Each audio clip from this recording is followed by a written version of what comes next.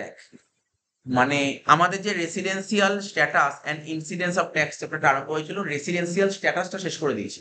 ঠিক আছে, আজকে করাবো কি বলতো, ইনসিডেন্স অফ ট্যাক্স। মানে এই চ্যাপ্টারটা আছে টোটাল সম্ভবত 10 মার্কস আসবে, এই চ্যাপ্টারে 10 মার্কস আসবে।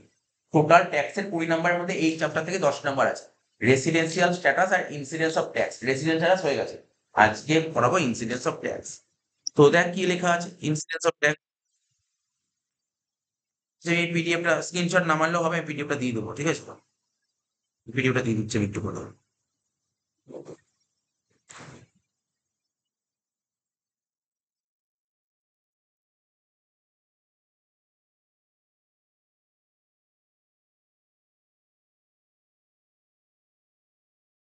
দেখ কি বলেছে, ইনসিডেন্স অফ ট্যাক্স, এটা কি বলছে 5 নম্বর ধারায় কি বলা আছে, liability to pay income tax depend on nature of income. আমি, বুঝতে পারছিস তো, আমি, শুনতে পাচ্ছিস তো, আমি গভর্নমেন্টকে কত টাকা ট্যাক্স পে করবে ডিপেন্ড করবে কিসের উপর, আমার কি ধরনের ইনকাম। কি বললাম বুঝতে পারলি? এখানে সেকশন 5 কি বলেছে, আজকে ধর এবছর আমি যা টাকা ইনকাম করলাম, তো ইনকাম করলে তো গভর্নমেন্টকে ট্যাক্স দিতে হবে। আমি এবছর যে টাকা ইনকাম করলাম সেই ইনকাম করলে তো গভর্নমেন্টকে ট্যাক্স দিতে হবে ইনকাম করলে। তাহলে আমি যে ইনকাম করছি, ইনকাম করে তো গভর্নমেন্টকে ট্যাক্স দেবো। এই যে গভর্নমেন্টকে কত টাকা ট্যাক্স দেবো, এটা ডিপেন্ড করে কিসের উপর, আমার ইনকামের উপর। নেচার অফ ইনকাম, আমার কিরকম ইনকাম। এবার নেচার অফ ইনকাম এবার দেখ লেখা আছে, এবার দেখ লেখা, তাহলে বুঝতে পারলি কি বললাম? তাহলে সেকশন 5 কি বলেছে, liability to pay income tax depend upon nature of income. তাহলে liability to pay income tax, income ট্যাক্সের লাইবিলিটি কিসের উপর ডিপেন্ড করবে, নেচার অফ ইনকামের উপর।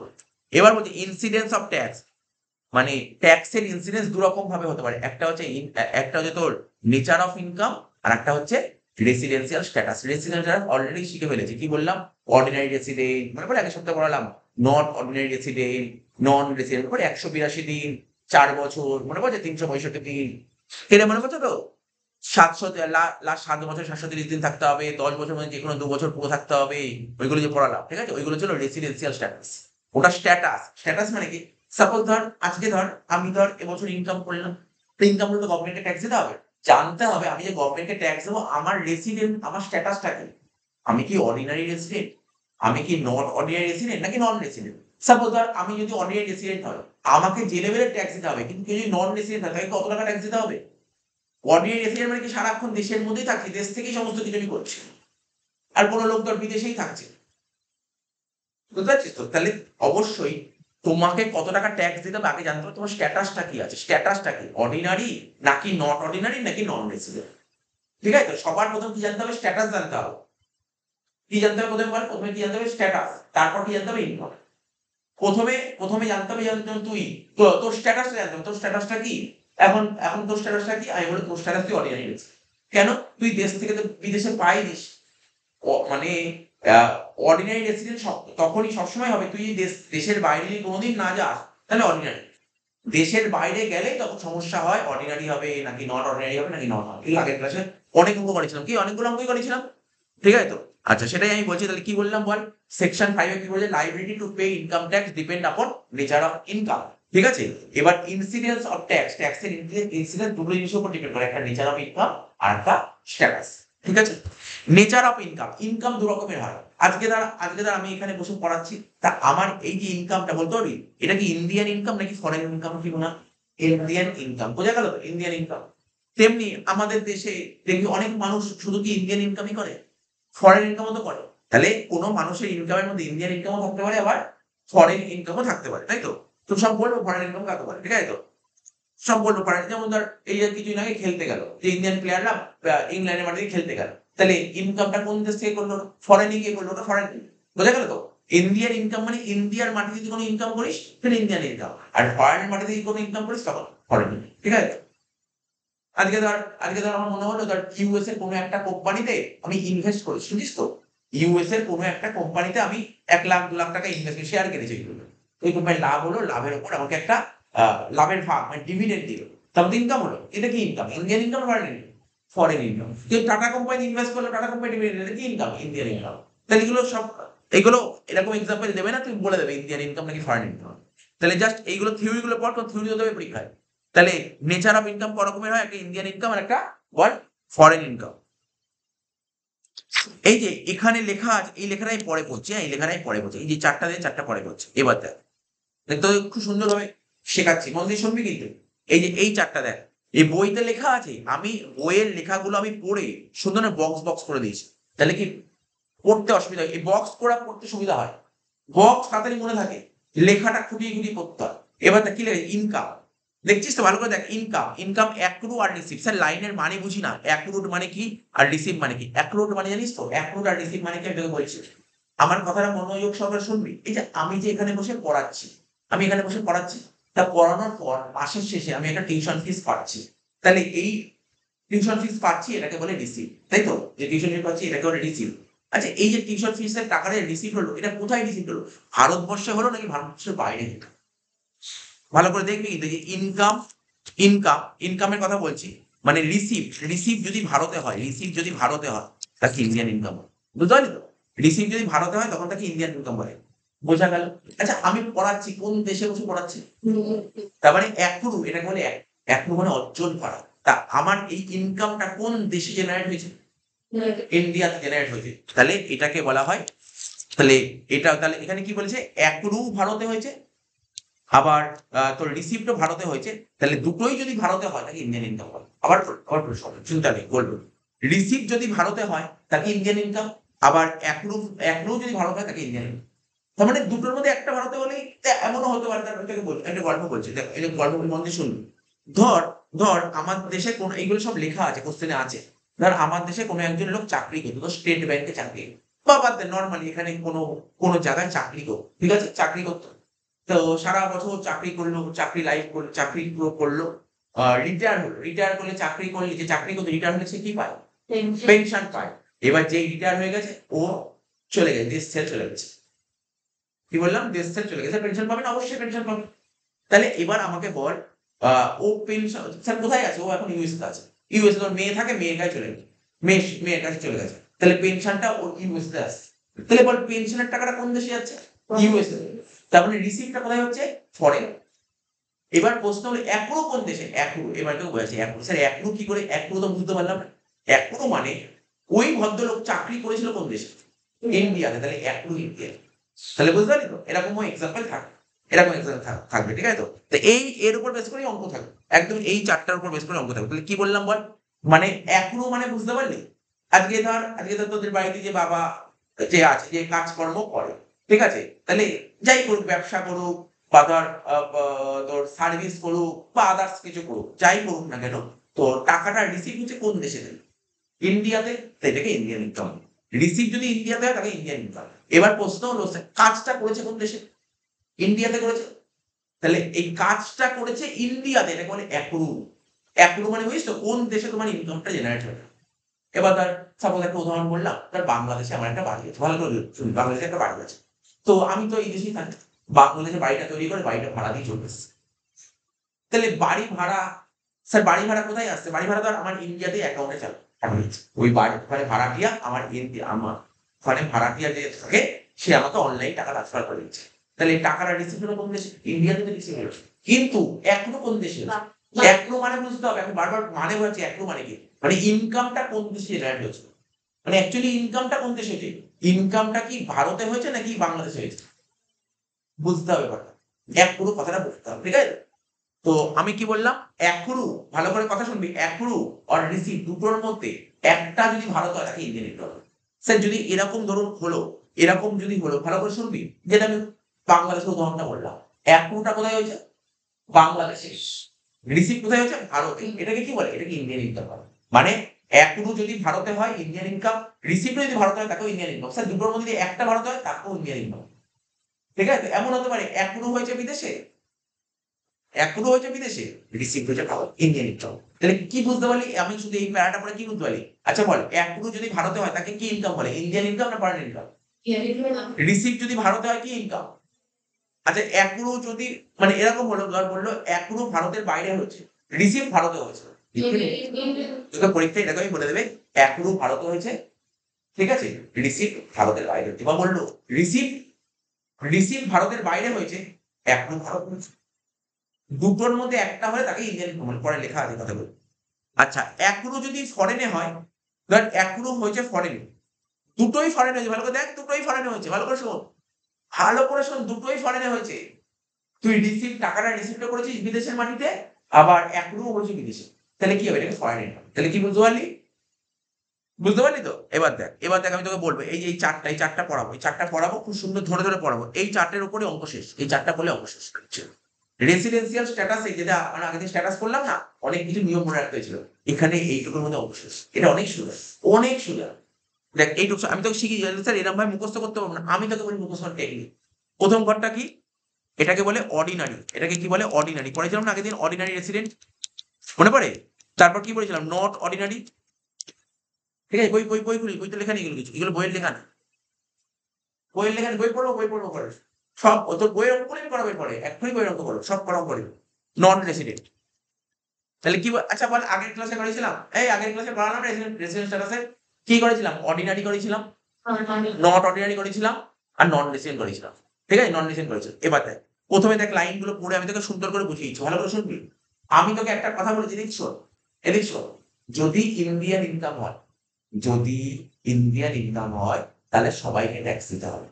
কি বললাম? যদি ইন্ডিয়ান ইনকাম হয় তাহলে সবাইকে ট্যাক্স, সে সবাইকে, অর্ডিনারি, নন অর্ডিনারি আর নন রেসিডেন্ট। আমি আবার বললাম, কি বললাম? বল বল দেখি কি বললাম? যদি ইন্ডিয়ান ইনকাম হয় তাহলে সবাইকে ট্যাক্স দিতে হবে। এবার দেখ এখানে কোথায় লেখা আছে, দেখ আমি যেটুকু দাগ দিচ্ছি সেইটুকু ট্যাগ কর। এই দেখ কি লেখা আছে? ইন্ডিয়ান ইনকাম, দেখেছিস তো? এই দেখ ইন্ডিয়ান ইনকাম দেখেছিস, আমি বক্স করে লিখে দিই। তাহলে দেখ ট্যাক্স, ট্যাক্স, ট্যাক্স সব কটাই ইয়েস, বুঝতে পারলি তো? এবার দেখ, এবার এই বলে স্যার ভিতরের লেখাগুলো পড়লেন না, দেখেছিস? ভিতরের লেখাগুলো পড়তেই হলো, শুধু একটা ট্রিক্সটা বললাম, ইন্ডিয়ান ইনকাম মানে একটা ট্রিক্স বলেই যে শোন, যদি ইন্ডিয়ান ইনকাম হয় সবাইকে ট্যাক্স, সবাই ট্যাক্স, ইন্ডিয়ান ইনকাম সবাই ট্যাক্স। কি লেখা আছে? এই দেখ income receive or deem to be receive in India, মানে কি বলে? বলছে ইনকামটা যদি ভারতে রিসিভ হয়, আচ্ছা বল ইনকাম যদি ভারতে রিসিভ হয় তাকে কি ইনকাম হয়? ইন্ডিয়ান ইনকাম, আর ইন্ডিয়ান ইনকাম সবাইকে ট্যাক্স। ব্যাকেটে কি লিখেছে? অ্যাক্রু ইজ ইররেলিভেন্ট, ম্যাটার করে না অ্যাক্রু কোন বিষয় হয়েছে। দুটোর মধ্যে একটা যদি ভারতে হয়ে যায় আমার ম্যাটার করতে হবে না, আরেকটা কথায় কি হয়েছে, বোঝা গেল? প্রথম পয়েন্টটা বুঝতে পারলি, কারণ আমি এখন যখন অঙ্ক করবো ইজিলি করতে পারি। নেক্সট বি নম্বর পয়েন্ট কি বলেছে? বি নম্বর বলেছে দেখ, এই দেখ আবার ইন্ডিয়ান ইনকাম বলে, দেখ ইন্ডিয়ান ইনকাম কি বললাম বল? ইন্ডিয়ান ইনকাম বলে কি করতে হয়? সবাইকে ট্যাক্স দিতে হবে, ট্যাক্স, ট্যাক্স, ট্যাক্স। দেখ কি লেখা আছে? Income accrue or arise in India. এবার আগেরটা বলেছিল রিসিভ ভারত হয়েছে, এবার বলেছে অ্যাক্রু ভারত হয়েছে, কিন্তু রিসিভ ইজ ইররেলিভেন্ট, রিসিভ ইজ ইররেলিভেন্ট। তাহলে মনে থাকবে তো দুটো পয়েন্ট কি বললাম? তোকে যদি কখন বলে অ্যাক্রু ভারতে হয়েছে সবাইকে ট্যাক্স দেবে, যদি রিসিভ ভারতে হয়েছে সবাইকে ট্যাক্স দেবে। ঠিক আছে তো? হয়ে গেল। আর একটা উদাহরণ পড়ো, ব্যাস শেষ, চ্যাপ্টারটাই শেষ, মানে এই টপিকটা শেষ হলো, আর তিনটে পয়েন্টে শেষ। বইতে তোদের বই দিয়ে দেখি 7-8টা পয়েন্ট লিখেছি, আমি আমি একবারে কাজ করে দিচ্ছি, একবারে কাজ করে দিই। আরে এটা আমার কলেজে আসে 5 নাম্বারে, কলেজে ধর কালকে পরীক্ষা, আজকে ধর শিখিয়ে দেবো, ও কালকে 5 নাম্বার তুলে নিয়ে চলে যাবে, কিছু নিয়ে দেবো। 3 নম্বর পয়েন্টটা কি বলেছে? Income accrue or arise outside India. তাহলে কি বলেছে? ইনকাম অ্যাক্রু অর অ্যারাইজ মানে ইনকামটা ভারতবর্ষের বাইরে জেনারেট হয়েছে, এন্ড রিসিভড হয়েছে ভারতের বাইরে। কি বললাম? এই দুটোই ভারতের বাইরে হয়েছে। কি বললাম? দুটোই ভারতের বাইরে হয়েছে। আগের গুলো কি বুঝতে পারি তো? আগের গুলো কি মানে কোনো অসুবিধা হলে না জিজ্ঞাসা করুন। এখানে কি বলেছে? ইনকামটা অ্যাক্রু হয়েছে কোথায়? বিদেশে। রিসিভড হয়েছে কোথায়? বিদেশে। দুটোই ভারতের বাইরে হয়েছে, এটাকে কি বলে? Foreign income. এবার ফরেন ইনকামে একটা রুল বলতে হবে, ফরেন ইনকামটা দেখতে হবে রুলটা কি বলেছে। বলছে বলছে বিজনেস কন্ট্রোল ফ্রম ইন্ডিয়া। হ্যাঁ, যদি সেটা যদি মানে ওই বিজনেসটা যদি কন্ট্রোল ভারত থেকে হয় তাহলে কি? বিজনেস যদি ভারত থেকে কন্ট্রোল হয় তাহলে অর্ডিনারি আর নট অর্ডিনারিকে ট্যাক্স দিতে হবে। যদি বিজনেস যদি ভারত থেকে কন্ট্রোল হয় তখন অর্ডিনারি আর নট অর্ডিনারিকে ট্যাক্স দিতে হবে। আর যে বিজনেস বিদেশ থেকে কন্ট্রোল হয় শুধুমাত্র অর্ডিনারিকে ট্যাক্স দিতে হবে, ব্যাস। স্যার আর কোনো নিয়ম আছে? আর কোনো নিয়ম নেই, আর কোনো নিয়ম নেই। তাহলে কটা পয়েন্ট বললাম, এই হলো ব্যাপার। মোটামুটি বোঝা গেল? মোটামুটি বোঝা গেল তো? আচ্ছা তাহলে বল, আমি জাস্ট জিজ্ঞাসা করছি, বল ইন্ডিয়ান ইনকাম সবাইকে ট্যাক্স দিতে হবে। আচ্ছা ফরেন ইনকাম, আচ্ছা আমি একটু ভেঙে বলি। আচ্ছা তো কোশ্চেন জিজ্ঞাসা করছি, বল ইনকাম রিসিভড ইন ইন্ডিয়া, বল ইনকাম রিসিভড ইন ইন্ডিয়া সবাইকে ট্যাক্স, এরকম বলতে হবে। তারা বলছে বল ইনকাম অ্যাক্রু ইন ইন্ডিয়া সবাইকে ট্যাক্স দিতে হবে। আচ্ছা এবার বলেছে income received outside India accrue outside India, দুটোই আউটসাইড ফরেন ইনকাম। সেক্ষেত্রে দেখতে হবে কন্ট্রোলার করতে, স্যার ভারত থেকে কন্ট্রোল হয়, তাহলে অর্ডিনারি আর নট অর্ডিনারিকে ট্যাক্স দেওয়া হয়। এটা তুই অঙ্ক করে অঙ্ক বোঝার কিছু নেই, এটা ট্যাক্সের আইন। আইন তো আইন জানলেই তুই অঙ্ক। আচ্ছা স্যার কন্ট্রোল যদি ভারতের বাইরে থেকে হয় তাহলে শুধুমাত্র অর্ডিনারিকে ট্যাক্স দিতে হবে, ব্যাস। তোর পরীক্ষা অঙ্ক নাও দিতে পারে, তোর পরীক্ষা অঙ্ক না, এই কথাগুলি বলে দেবে, বলতে হবে, ঠিক আছে। আচ্ছা দেখ, এবার দেখ এই 7টা পয়েন্ট পরে আমরা অঙ্কে চলে আসছে, 7টা পয়েন্ট পরে অঙ্ক চলে আসছে। দেখ কি বলেছে, Indian income is taxable for all person. তো কি বলেছে, আমি কি বলেছিলাম কিছুক্ষণ আগে, কি বলেছিলাম আমি কি বলেছিলাম কিছুক্ষণ আগে, ইন্ডিয়ান ইনকাম হলে ট্যাক্স দিতে হবে সবাইকে। কি বলেছিলাম ইন্ডিয়ান ইনকাম হলে সবাইকে ট্যাক্স দিতে হবে বলেছিলাম তো। বলছি Indian income is taxable for all person, residential status is irrelevant. তার মানে এখানে স্ট্যাটাস ম্যাটার করে না। যদি তোমার ইনকাম যদি ইন্ডিয়ান ইনকাম হয় তাহলে সব কটা পার্সেন্টকে ট্যাক্স দিতে হবে, এখানে ম্যাটার করে না তোমার স্ট্যাটাস। এবার ফরেন ইনকাম, ঠিক আছে, ফরেন ইনকাম বুঝেছিস তো, কোনটা ফরেন ইনকাম বলে। Foreign income not taxable for non resident, ঠিক আছে, but in some case taxable for not ordinary resident. Foreign income কাকে বলে, ইনকাম জেনারেটর হলো ভারতের বাইরে, রিসিভড হলো ভারতের বাইরে, দুটোই ফরেন, এই দুটো হলেই তাকে ফরেন ইনকাম বলে। ফরেন ইনকাম হলে কি বলেছিলাম, ফরেন ইনকাম হলে কি বলেছিলাম বল, এই দেখ ফরেন যদি বিজনেস যদি ভারত থেকে কন্ট্রোল হয় তাহলে অর্ডিনারি আর নট অর্ডিনারিকে ট্যাক্স দিতে হবে, কিন্তু বিজনেস যদি বিদেশ থেকে কন্ট্রোল হয় তখন শুধু অর্ডিনারিকে ট্যাক্স দিতে হবে। কাকে ট্যাক্স দিতে হবে না বুঝে গেল, এখানে এটাই লিখেই দেখ, ভালো করে যদি পড়িস। বলছে ফরেন ইনকামের ক্ষেত্রে নন রেসিডেন্টকে ট্যাক্স দিতে হয় না। দেখ তো এদিক টাকা ভালো করে দেখ, তোরা সবাই সবার খাতার দিকে বা নোটের দিকে দেখা। ফরেন ইনকাম হলে এটা তো দেখ, এখানে নো কি লেখা আছে দেখেছিস, এই নো নো মানে বুঝতে পারলি, যদি ফরেন ইনকাম হয় তাহলে নন অর্ডিনারি রেসিডেন্টকে ট্যাক্স দিতে হয় কি দিতে হয় বল দেখি। ফরেন ইনকাম হলে নন রেসিডেন্টকে ট্যাক্স দিতে হয়, হ্যাঁ কি না? না। কেন না, এ দেখ লেখা আছে এনআর, এনআরে কি লেখে, নো নো। ফরেন ইনকামে এনআরে নো নো, ঠিক আছে, কিন্তু নট অর্ডিনারি রেসিডেন্টকেও কোনো একটা কেসে ট্যাক্স দিতে হয়, কখন বিজনেস যদি বিদেশ থেকে করে। 4 নম্বর, receipt of income important, remittance does not matter. হ্যাঁ, রিসিপ্টটা খুব ইম্পর্টেন্ট। রেমিটেন্স মানে জানিস তো, ধর আমি তোকে বলছি বন্ধু শুনবি, হ্যাঁ, রেমিটেন্স মানে জানিস টাকা পাঠানো। দেখবি তোর বিদেশে তোর কোনো রিলেটিভ আছে, ওখানেই চাকরি করে, ফ্যামিলি এখানে থাকে, টাকা পাঠাও, ঠিক আছে। রেমিটেন্স মানে পাঠানো, ঠিক আছে, রেমিটেন্স মানে পাঠানো। তো যে রিসিপ্ট অফ ইনকাম হচ্ছে important, remittance does not matter, remittance matter করে না।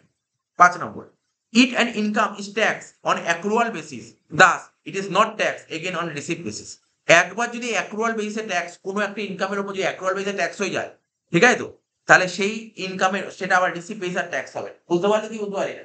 ধর ধর আমি তোকে বলছি, ধর আজকে কোনো একটা স্টুডেন্ট তার কি মাস চলছে, ধর আগস্ট মাস চলছে, আগস্ট মাস পর পরেই দিই, তার পরেই দিলাম মানে আমার ইনকাম হয়ে গেল, মানে আমার একটা ট্যাক্সেবল ইনকাম হয়ে গেল, তাই তো।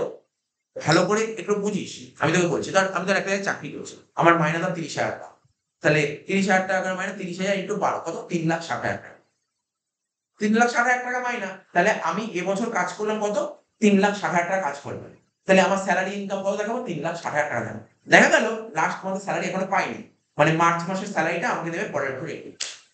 তার মানে আমি পেলাম কত বছর স্যালারি, 11 মাস স্যালারি পেলাম, তাই তো।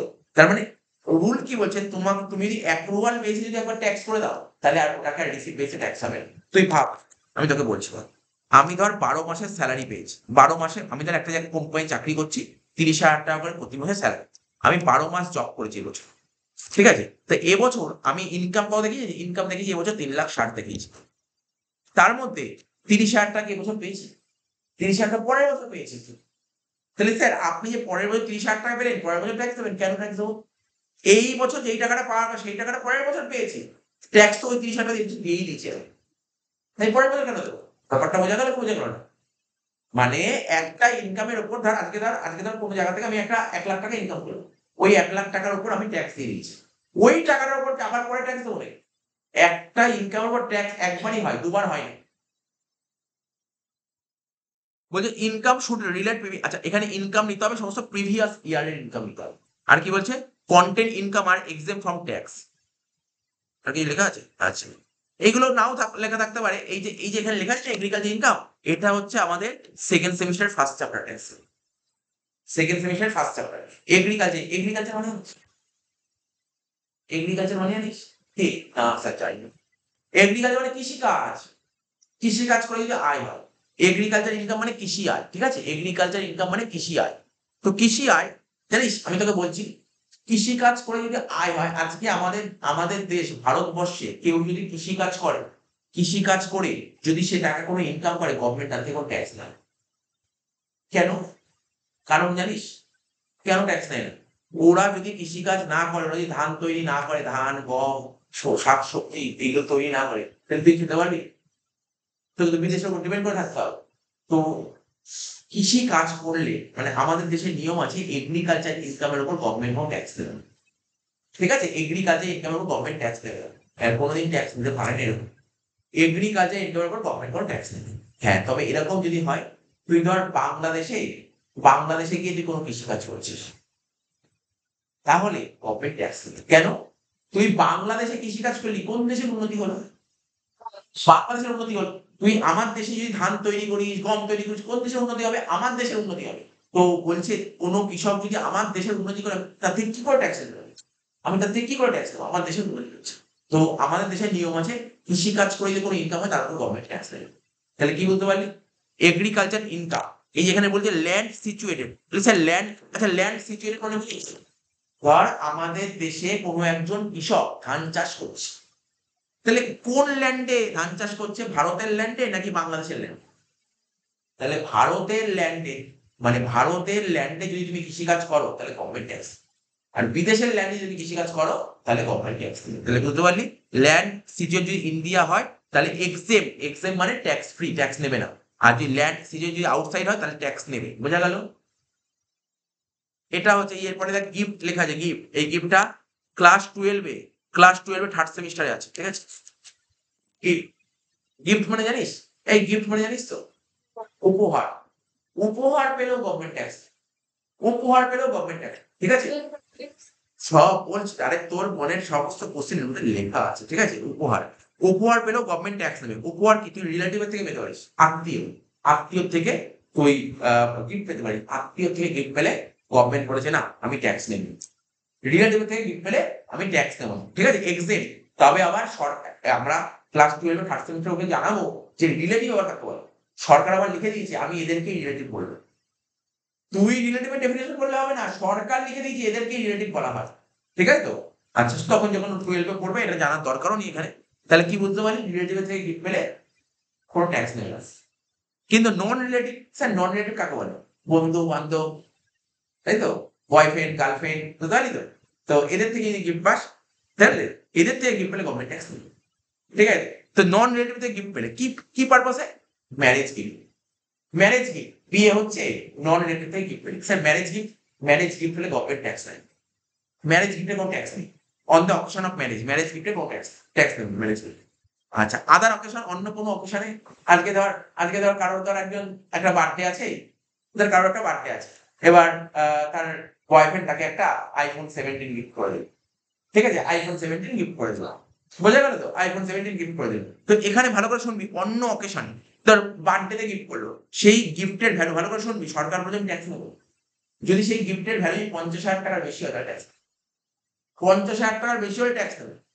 এই সরকারি নিয়মটা ভালো করেছে, কেন করেছে জানিস তো? বলছি কেন 50,000 টাকা বেঁধে দিয়েছে? কারণ জানে যে এত টাকা গিফট কেউ দেয় না। ঠিক আছে তো? তো আদার অকেশন, আদার অকেশনটা বুঝতে পারলি? তাহলে এইটা আমরা ক্লাস 12-এ খুব ভালো করে ডিটেলসে জানবো, কারণ এর উপর অঙ্ক করবো গিফটের উপর। তো এখানে নেই, এখানে আমাদের নোট লেখা আছে, তাই বলে দিলাম।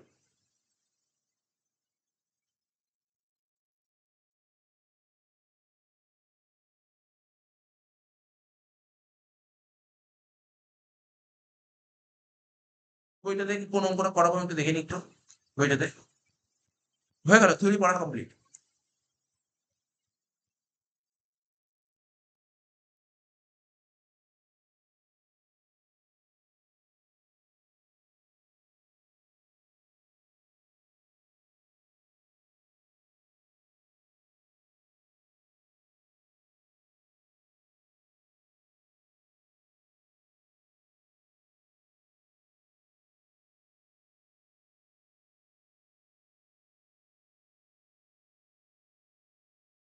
এই 12 নম্বর থেকে, মানে এইগুলো সব বইয়ের মধ্যেই লেখা আছে, খাতায় করে, খাতায় করার ব্যাপার নেই, জাস্ট একটু এমসিকিউ তো আমার কথাটা বুঝতে পারছিস, এমসিকিউ যেগুলো খুব একটা সময় নষ্ট করে, পরের সপ্তাহে কিন্তু মানে পরীক্ষা টাইপের, মানে আমি বলে দেবো এই চ্যাপ্টার পড়ে আসবি, এখানে বসে এমসিকিউ করতে হবে, এখানে বসে এমসিকিউ গুলো করো, বুঝতে পারলি তো?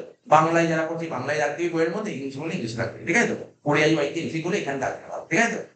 কোনো আমি থাকবো সামনে, যদি বুঝতে অসুবিধা আমি বুঝিয়ে দেবো, ঠিক আছে? সেটা বুঝিয়ে দিই। শোন, 12 নম্বরটা থেকে তোর বইটা কোন বই লিখিস, নাহলে তুই এখানেও দেখতে পারবি, আমি একটু 12 নম্বর 161 খুলে দেবো। আচ্ছা দেখ, কোশ্চেন গুলো পড়বি, তোরাও বলতে পারবি অ্যান্সার গুলো। বলছে, আমি পড়ি, হ্যাঁ। The government of India pay salary of rupees 1 lakh to a resident, ঠিক আছে, for services render him in the USA, ঠিক আছে? তাহলে এখানে কি বলেছে দেখ, ইংলিশটা পড়ে মানেটা বোঝ।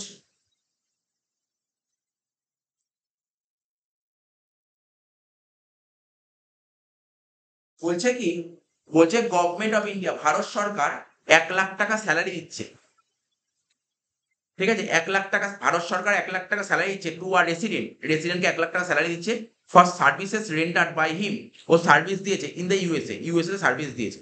তাহলে ওর স্ট্যাটাসটা বলো।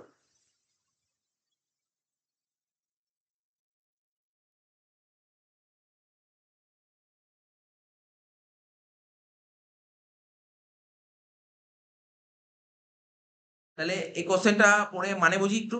বলছে গভর্নমেন্ট অফ ইন্ডিয়া, আচ্ছা গভর্নমেন্ট অফ, ভালো করে একটু লাইনের মানে বুঝি, ভারত সরকার 1 লাখ টাকা স্যালারি দিচ্ছে কোনো একজন রেসিডেন্টকে, ঠিক আছে, for services rendered by him, ঠিক আছে, ইন দ্য ইউএসএ। তার মানে ভারত সরকার, মানে ইন্ডিয়ান গভর্নমেন্ট বা গভর্নমেন্ট অফ ইন্ডিয়া 1 লাখ টাকা স্যালারি দিচ্ছে কোনো একজন পার্সন, যেই পার্সন সার্ভিস দিয়েছে কোথায়, ইউএসএ সার্ভিস দিয়েছে, ওই পার্সন ইউএসএ সার্ভিস দিয়েছে। ভারত সরকার, আচ্ছা ইউএসএ যারা থাকে সবাইকে ভারত সরকার স্যালারি দেয় না? ইউএসএ তে যারা থাকে, মন দিয়ে শুনবি কিন্তু, তারা যদি ইউএসএ তে গেলে, তাহলে ভারত সরকার তোকে স্যালারি দেবে? তুই যদি ভারত সরকারের কোনো কাজ করিস তখন তো ভারত সরকার স্যালারি দেবে। কি বললাম বুঝতে পারলি তো? তাহলে তাহলে এখানে কি বলেছে, তাহলে এখানে তাহলে মাথায় রাখতে হবে, তাহলে এটা কি হবে, এখানে হচ্ছে, এখানে রেসিডেন্ট বলেছে, রেসিডেন্ট, তাহলে এর অ্যান্সারটা কি হবে? এটাকে ওইটাকে কি বলতো, ট্যাক্স দিতে হবে কি দিতে হবে না? ভারতে বলছে examine whether this is taxable in India, এটা কি ভারতে ট্যাক্স দিতে হবে, হ্যাঁ কি না? এটা কি ভারতে ট্যাক্স দিতে হবে কি না?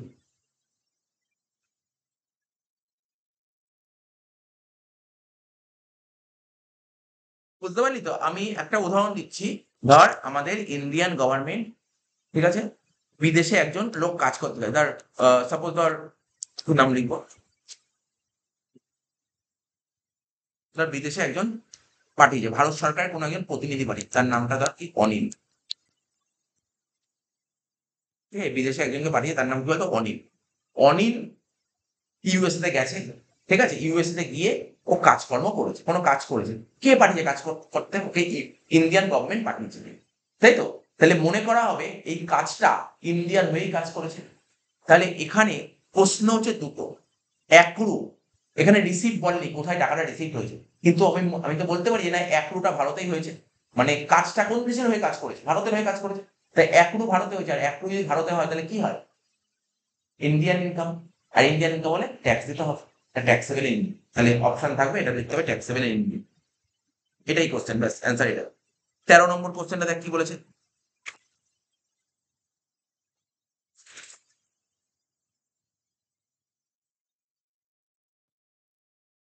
বলছে মিস্টার এ ধর R resident but not ordinary resident, বলে দিস দেখ, মিস্টার এ ধর resident but not ordinary resident,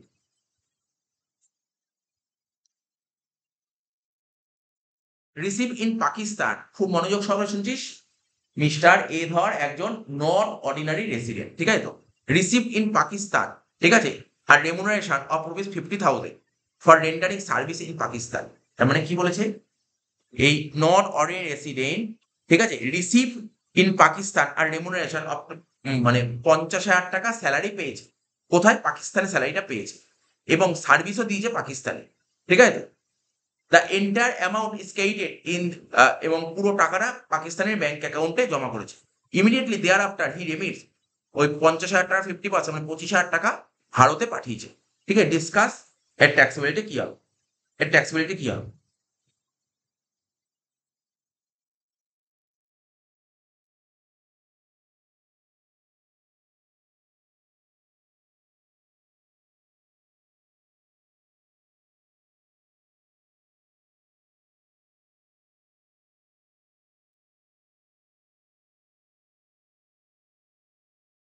শোন, আমি তোকে পড়েছিলাম, আমি তোকে কি পড়িয়েছিলাম? এখানে বল, মিস্টার এ ধর পাকিস্তানে চাকরি করছে, তাহলে ইনকামটা কোন দেশে জেনারেট হয়েছে? পাকিস্তানে। টাকা রিসিভ করেছে কোন দেশে? পাকিস্তানে। তাহলে রিসিভ হয়েছে পাকিস্তানে, তাদেরকে কি ইনকাম বলে? Foreign income. ফরেন ইনকাম হলে এখানে কি বলে? নট অনেক রেসিডেন্টে কি হয় লেখা ছিল? হ্যাঁ, নন ট্যাক্সেবল। ফরেন ইনকাম যদি হয় শুধুমাত্র থেকে দেখতে হবে, সেখানে দেখতে হবে কন্ট্রোল পদে করছে বিজনেস। স্যার এখানে বলেনি বিজনেস কন্ট্রোল পদ। আর যদি না বলে বিজনেস কন্ট্রোল পদে করছে, তাহলে ধরে নিতে হবে ফরেন থেকে। ফরেন থেকে কন্ট্রোল হলে নট অর্ডিনারি কি ট্যাক্স দিতে হয়? না, ট্যাক্স দিতে হয় না। আর তারপরেও 50,000 টাকা পেলেও তার মধ্যে 25,000 টাকা পরে ভারতে পাঠিয়েছে, ম্যাটার করে না। আমি কি লিখেছিলাম মনে পড়ে? রেমিটেন্স ডাজ নট ম্যাটার, দেখ লেখা ছিল, মনে পড়ছে? দেখ নোটটা লেখা ছিল। তাই গেল।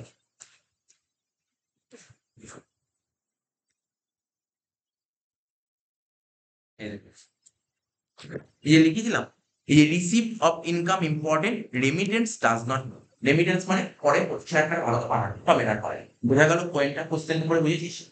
তোকে এরকম কোশ্চেন দেবে, তোকে এরকম কোশ্চেন দেবে, বলবে ট্যাক্সেবল, নট ট্যাক্সেবল, এক্সেমটেড, নানা এরকম কোশ্চেন। ব্যাস সুন্দর লিখে দিবি,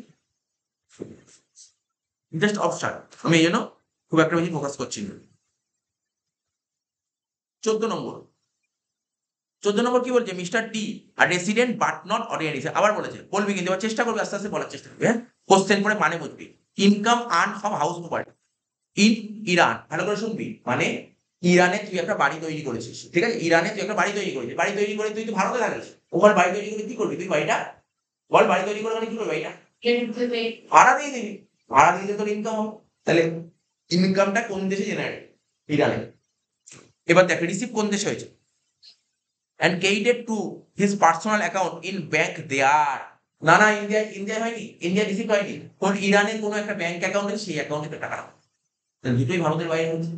দুটোই যদি ভারতের বাইরে হয় তাহলে ফরেন ইনকাম। তাহলে কন্ট্রোল কোথা থেকে হচ্ছে? কন্ট্রোল শুধুমাত্র বিজনেসের ক্ষেত্রে বলে, কন্ট্রোল না, কন্ট্রোল কন্ট্রোল ভারতের বাইরে থেকেই হবে।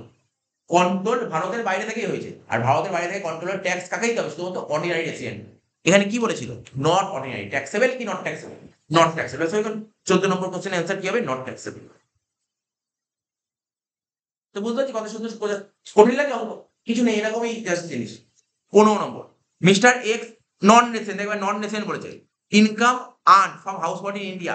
আজকে ধর তোর একটা বাড়ি আছে, দমদমে একটা বাড়ি বাড়ি আছে, সেই বাড়িটা ভাড়া দিয়ে দিয়েছিস, ভাড়া দিয়ে ইনকাম কর। তাহলে বল, ইনকামটা কোন দেশে জেনারেট হয়েছে? ভারতে। তাহলে রিসিভ করবে, অফকোর্স রিসিভ ইন্ডিয়াতেই হবে, ঠিক আছে? তাহলে দুটোই ভারতে জেনারেট হয়েছে, ঠিক আছে? তো বোঝা গেল কি? আমাকে বল না, বোঝা গেল এই পয়েন্টটা? আজকে ধর তোর বাড়ি আছে, তোর 3 তলা বাড়ি আছে, 1 তলা ভাড়া দিয়ে দিয়েছিস, তাই তো? তাহলে তোর বাড়িটা তো দমদমে বাড়ি, তাহলে তুই বাড়িটা ভাড়া দিই, তাহলে ইনকাম কোন দেশে জেনারেট হলো? ভারতে। রিসিভ কোন দেশে হলো? ভারতে এসেছে। তাহলে এটা হচ্ছে ইন্ডিয়ান ইনকাম। ইন্ডিয়ান ইনকাম হলে সবাইকে ট্যাক্স দিতে হয়, সবাইকে। এখানে নন রেসিডেন্টকেও ট্যাক্স দিতে হবে। আচ্ছা, and also interest receive savings bank deposit SBI. এবার এখানে আমাদের এখানে স্টেট ব্যাংক অফ ইন্ডিয়া আছে, ওখানে সেভিংস অ্যাকাউন্ট খুলেছিস, অ্যাকাউন্ট খুলে তুই অ্যাকাউন্টে টাকা রাখছিস, সেভিংস টাকা রাখছিস, টাকা রাখলে তুই কি পাবি? ইন্টারেস্ট পাবি। তাহলে আচ্ছা বল দেখি, এই ইনকামটা কোন দেশে জেনারেট হয়েছে? ইন্ডিয়াতে জেনারেট হয়েছে। এবং তাহলে রিসিপ্টটা কোন দেশে হয়েছে? ইন্ডিয়াতে হয়েছে। তাহলে ইন্ডিয়ান, তাহলে কি হবে? ট্যাক্সেবল। হ্যাঁ কি? তাহলে 15 নম্বর কোশ্চেনের অ্যান্সারটা কি হবে? ট্যাক্সেবল। এই লিখে যাই, 15 নম্বর কোশ্চেনের অ্যান্সারটা ট্যাক্সেবল।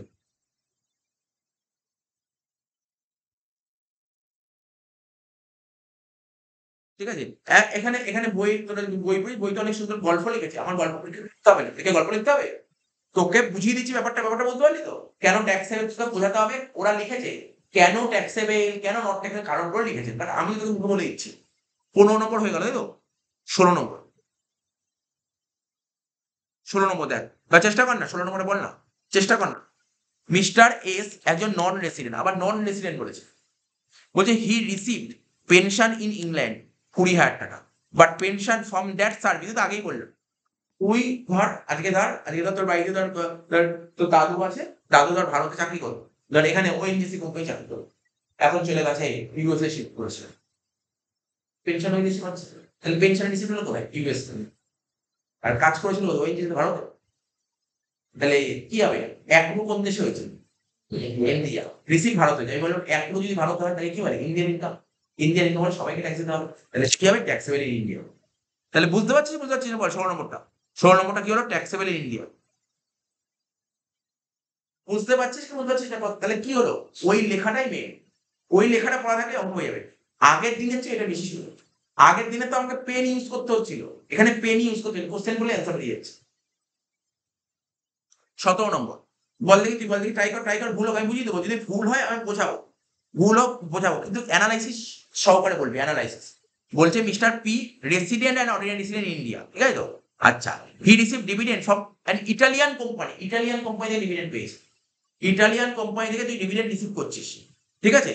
তাহলে বল ইটালিয়ান কোম্পানি থেকে তুই ডিভিডেন্ড রিসিভ করলি and credited to his account in Switzerland, মানে ইটালিয়ান কোম্পানি থেকে ডিভিডেন্ড পেয়েছি। বল এই টাকাটা মানে ইনকামটা কোন দেশে জেনারেট হয়েছে? ফরেনে জেনারেট হয়েছে। আচ্ছা, রিসিভ কোথায় হয়েছে? সুইজারল্যান্ডে হয়েছে। ফরেন, দুটোই তো ফরেন। তাহলে ফরেনে হলে কাকে ট্যাক্স দিতে হয়? শুধুমাত্র অর্ডিনারি। তাহলে এখানে কি হবে? এটা কি বলেছে স্যার? অর্ডিনারি ট্যাক্স দিতে হবে। হ্যাঁ, ট্যাক্স দিতে হবে, 17 নম্বরে ট্যাক্স দিতে হবে।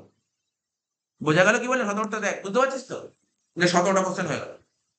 ব্যাস, আর হয়তো 15-20 মিনিট লাগবে, শেষ হয়ে যাবে। এবার দেখ,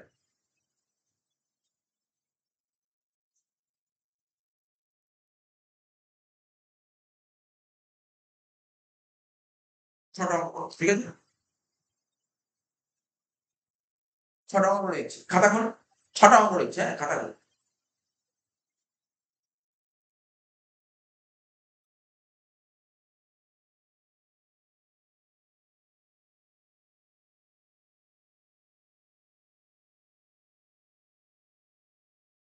খুলেছিস খাতা? এই খাতা খুলেছিস প্রত্যেকে? খাতা খুলেছিস? দেখ, 15 নম্বর অঙ্কটা, তাই তো? 15 নম্বর বললাম তো? 15 নম্বর অঙ্কটা দেখ, শোন, এদিক শোন, কোশ্চেনটা দেখ। বই খোল, প্রত্যেকে বই খোল, বই খোল, প্রত্যেকে বই খোল, বইটা সামনে রাখ, তার সুবিধা হবে।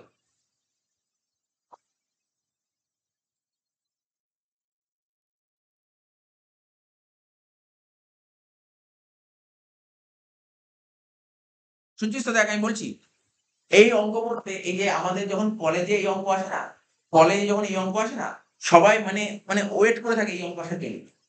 কলেজে এই অঙ্ক আসার জন্য ওয়েট করে থাকে, মানে এই অঙ্ক আসলেই পাস পেয়ে যাবে।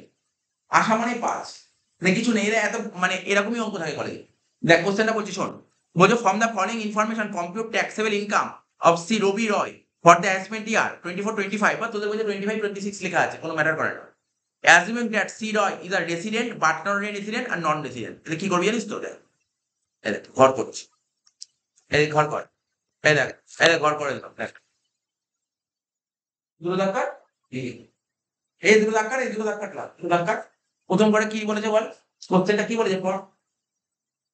এই যে resident but not ordinary resident, তাহলে এখানে কি লিখবে জানিস তো?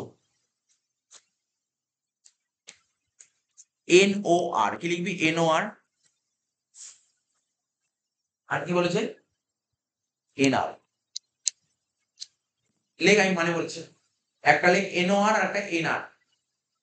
আচ্ছা, এই তুই বল দেখি, এই কোয়েল, NOR এর ফুল ফর্ম কি বলেছিলাম? বল। নট অর্ডিনারি রেসিডেন্ট, ঠিক আছে। আর NR এর ফুল ফর্ম কি বলেছিলাম? Non resident. আরে NR বলেছি, এখানে অর্ডিনারি বলতে বলে কেউ? NR বলেছি, নন রেসিডেন্ট। আচ্ছা, বুঝতে পারলি ফুল ফর্মটা? এবার কোশ্চেন পড়, কি বের করতে বলেছে দেখ। ওরা তোকে বলেছে ট্যাক্সেবল ইনকাম বের করো কার? Resident but not ordinary resident, মানে এটাকেই বলে NOR, এটাকেই বলা হয় NOR। আর নন রেসিডেন্ট এটাকে বলা হয় NR। বোঝা গেল কোনটাকে NOR আর কোনটাকে NR বলে? বুঝতে পারলি তো? কোনটাকে NOR আর কোনটাকে NR বলে? বোঝা গেল কি বললাম? প্রথম পয়েন্ট কি বলেছে শুনবি, আমি জিজ্ঞাসা করছি, কিন্তু আমি কিন্তু প্রত্যেককে জিজ্ঞাসা করবো, দেখি কতটা শিখেছি এখন পরে। বলছে remuneration for consultancy service rendered in London but receive in India. ভালো করে শুনবি, রেমুনারেশন মানে কি? স্যালারি। রেমুনারেশন মানে কি? হ্যাঁ, হ্যাঁ, না, আমার নেট আছে। রেমুনারেশন মানে কি? স্যালারি, তাই তো? বলছে কনসালটেন্সি কাজ, বুঝিস? কনসালটেন্সি কাজ আইডিয়া আছে? কনসালটেন্সি কাকে বলে? কনসাল্ট করা কোনো কিছু ব্যাপারে। তুই ধর কোনো একটা মানে তুই একজন কোনো চার্টার্ড অ্যাকাউন্টেন্ট, কোনো একটা বিষয়ে তুই CMA, কস্ট অ্যাকাউন্টেন্ট, তুই কোনো ইঞ্জিনিয়ার, ঠিক আছে তো? কোনো ব্যাপারে কনসাল্ট করেছিস, তার জন্য তুই ফ্রিতে তো কনসাল্ট করবি না। তুই একটা ডিগ্রি আছে, ডিগ্রির জন্যই তোকে ডেকেছে কনসাল্ট করার জন্য, তুই কনসাল্ট করেছিস, ঠিক আছে তো? তার জন্য তুই টাকা চার্জ করিস, বুঝতে পারলি তো? তো যে রেমুনারেশন রিসিভ কেন? Consultant service renter in London. তাহলে এই ইনকামটা কোন দেশে জেনারেট হয়েছে? লন্ডনে, মানে ফরেনে জেনারেট হয়েছে। জেনারেট মানে অ্যাপ্রুভ হয়েছে ফরেনে, কিন্তু টাকাটা রিসিভ হয়েছে কোন দেশে? ইন্ডিয়াতে। তাহলে এটাকে কি ইনকাম বলবো? ইন্ডিয়ান ইনকাম না ফরেন ইনকাম? ইন্ডিয়ান ইনকাম হলে সবাইকে ট্যাক্স দিতে হবে, তাই তো? তাহলে কত টাকা? ১ নম্বর কোশ্চেনের অ্যান্সার হবে, আমি আর লেখালেখিতে খুব একটা বিশ্বাস করি না, ৫০,০০০, ৫০,০০০। বুঝতে পারলি কি বললাম? বুঝতে পারলি কি বললাম? তোরা লিখতে চাইলে লিখতে পারিস, কেন বলতো? কারণ আমি তো জানি আমার তো পরীক্ষা এমসিকিউ দেবে। আমার পরীক্ষাতে এমসিকিউ দেবে স্যার। পরীক্ষার হলে যদি মানে লিখতে তো দেবে না, আমরাও জানি, কিন্তু যদি লিখতে হতো তাহলে কি লিখতো? আগে যখন পরীক্ষায় আসতো এই অঙ্ক লিখলে কি লিখতো স্টুডেন্টরা? আরে এই লাইনটা দেখে দেখে ঢুকে দিত। তো লিখতে না পারে এই লাইনটা দেখে দেখে ঢুকে দিত। বুঝতে পারলি কি বললাম? তা আমি আর লিখলাম না, বুঝতে পারলি তো? আমি যদি লিখি হয়তো ৬টার জায়গায় ২টো অঙ্ক হবে, আর না লিখলে ৬টাই অঙ্ক হয়ে যাবে, ঠিক আছে তো? ২ নম্বর পয়েন্ট কি বলেছে? Income from business in India, sorry Canada. তাহলে বল, বিজনেস কোথায় হয়েছে? কানাডায়। তাহলে ইনকাম কোন দেশে জেনারেট করেছিস? শুনতে পাচ্ছি না? ফরেনে। আচ্ছা ফরেনে, ঠিক আছে তো? রিসিপ্ট হয়েছে কানাডায়। তাহলে তাহলে ইনকাম জেনারেটও হয়েছে ফরেনে, রিসিপ্টও হয়েছে ফরেনে। এটা কি ইনকাম? Foreign income. কিন্তু wait wait wait wait, business is control from India. Business control হয়েছে ইন্ডিয়া থেকে। আমি কি বলেছিলাম? বিজনেস যদি ইন্ডিয়া থেকে কন্ট্রোল হয় তখন অর্ডিনারিকে ট্যাক্স দিতে হয়, নন অর্ডিনারিকেও ট্যাক্স। অর্ডিনারিকেও ট্যাক্স দেবো, নন অর্ডিনারিকেও ট্যাক্স দেবো, কিন্তু নন কে ট্যাক্স দিতে হয় বলেছিলাম কিন্তু। এটাই তোকে বারবার করে বলতে হবে। তাহলে কাকে ট্যাক্স দেবো? অর্ডিনারিকে। স্যার অর্ডিনারি ঘর তো করেননি, ঠিক আছে। নন অর্ডিনারিকে ট্যাক্স দেবো। অ্যামাউন্ট কত ছিল দেখ? অ্যামাউন্ট ২ নম্বর পয়েন্টের অ্যামাউন্ট কত ছিল? ২০,০০০ টাকা। কিন্তু নন রেসিডেন্টকে ট্যাক্স দেবো না। বল মাথায় ঢুকলো কি ঢুকলো না? না, আমি করে দিলাম বলে টুকে ফেললে এলাম না, বুঝতে হবে, কারণ পরীক্ষায় গেলে কোশ্চেন দিতে পারি।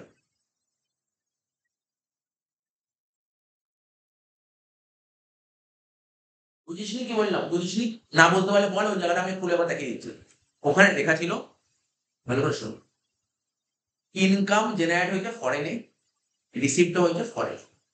যদি এরকম যদি কোনো বিজনেস হয় না, এবং সেই বিজনেসটা ভারত থেকেও কন্ট্রোল হতে পারে, আবার ভারতের বাইরে থেকেও কন্ট্রোল। যদি ভারত থেকে কন্ট্রোল হয় তখন অর্ডিনারিকেও ট্যাক্স দিতে হবে, নন অর্ডিনারিকেও ট্যাক্স দিতে হবে। কিন্তু যদি বিদেশ থেকে কন্ট্রোল হয় শুধুমাত্র অর্ডিনারিকে ট্যাক্স দিতে হবে। একটু সিম্পল জিনিস। আমি তো বলবো পরীক্ষার আগের দিন কি পড়ে যেতে জানিস? ওই যে ৪টা পড়ে, আর কিছু পড়তে হবে না, আর কিচ্ছু, একটা লাইন অঙ্ক, একটা অঙ্ক দেখতে হবে, ওইটাই পড়তে হবে। ওটাই মেইন জিনিস, ওটাই মনে রাখতে হবে, এইগুলো কিছু না। আচ্ছা দেখ, তাহলে হয়ে গেল ৩ নম্বর। Interest on deposit in a local bank in Bangladesh. বাংলাদেশে একটা ব্যাংকে তুই অ্যাকাউন্ট খুলেছিস, অ্যাকাউন্ট খুলে ওখানে টাকা রেখেছিস, টাকা রাখলে কি পাবি? ইন্টারেস্ট পাবি। তাহলে বল এই ইন্টারেস্ট ইনকামটা কোন দেশে জেনারেট হয়েছে? বাংলাদেশ। টাকাটা রিসিভ হয়েছে কোথায়? বাংলাদেশ। তাহলে দুটোই তো ফরেন ইনকাম। এটা কি ইনকাম? Foreign income. কিন্তু এখানে বলে যে কন্ট্রোল কোন দেশ থেকে? কন্ট্রোল কিছু না বললে সবসময় বিদেশ থেকেই হয়েছে, বিদেশ থেকেই কন্ট্রোল হয়েছে। তাহলে ট্যাক্স কাকে দিতে হবে? শুধুমাত্র অর্ডিনারি, নট অর্ডিনারি ট্যাক্স দিতে হবে না স্যার, নট অর্ডিনারি নন দিতে হবে। তাহলে ৩-এরটা কি হবে? নীল, নীলটাকে অ্যান্সার তাই করা আছে। যোগ করে দেওয়া আনসার শেষ, ৭০,০০০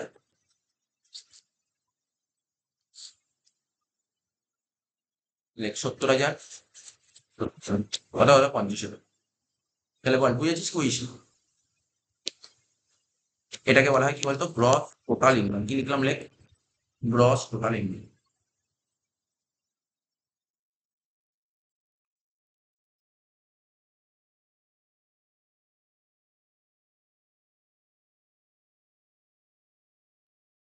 এমসিকিউ কোন চ্যাপ্টার পড়েছিস ভাই? এই বইয়ে ও এমসিকিউ কোন চ্যাপ্টার পড়েছিস? কোন কোন চ্যাপ্টার পড়ে ফেলেছিস? কষ্ট গুলো সব হয়ে গেল, তাই তো? কষ্টের সেকেন্ড আর থার্ড, ফার্স্ট পড়ায়নি। সেকেন্ড আর থার্ড হয়ে গেল, তাই তো? আর ট্যাক্স গুলো আরম্ভ করে নেই। আগে তাতেই শেষ। যেগুলো হয়ে গেছে সেগুলো এখন সব কর, যেগুলো হয়নি সেগুলো রেডি করে। ঠিক আছে? আর কিছু করতে হবে না, এডিট করে কথা হবে। এর মধ্যে পরীক্ষায় ওই কোনো এমসিকিউ বুঝতে অসুবিধা হলে জিজ্ঞাসা করবে। এবার তোর হয়তো স্কুলে হয়তো অন্য বই করে ম্যাটার করে না, একটা বই ভালো করে করলেই ভালো। একটা, হ্যাঁ বল, একটা বই ভালো করে করলেই, একটা বই ভালো করে করলেই হবে।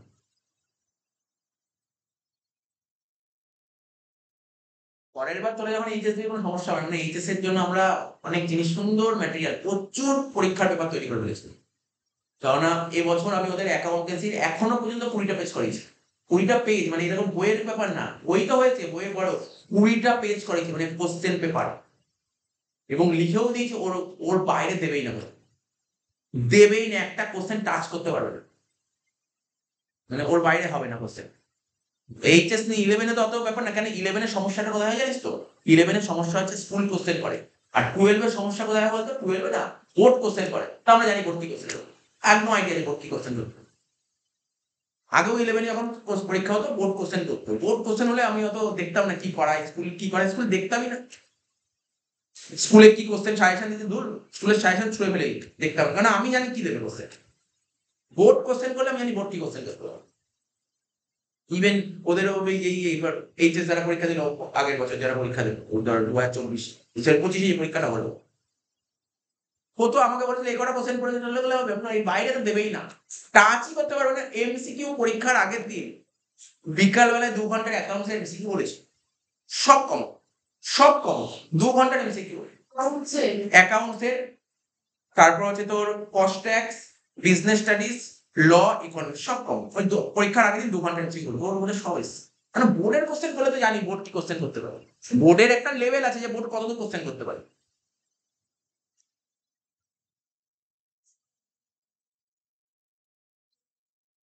ষোলো নম্বর দেখ, 16 নম্বর,